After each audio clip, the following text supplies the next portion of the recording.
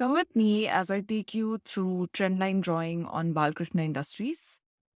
So this is the maiden trendline that I'm drawing on the weekly time frame using the two dominant bottoms on the stock. Now I'm cloning this trendline to attach it to most prominent peaks and bottoms. What we're trying to do is identify the primary trajectory or the primary trend of the stock. Now, after going on the daily time frame, we take a closer look on the stock and clone the trend line, place it on other peaks and bottoms. Here, the stock is clearly taken as support on the 200 EMA of the daily time frame, which is important. Continuing the cloning process, we want to identify important support resistance trajectories of this particular stock. Remember, the trajectory of support resistance is different from the zones of support and resistance.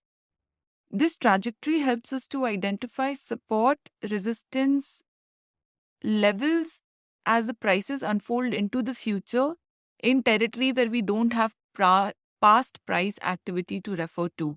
Now we will look at the horizontal zones by zoning in or zooming in on the more recent price activity. So the first one we can see is already marked out. There are few others green zones marked which show the important horizontal support resistance. Now this is one zone which I think is important because the price has shown multiple reversals, so a lot of activity in this zone.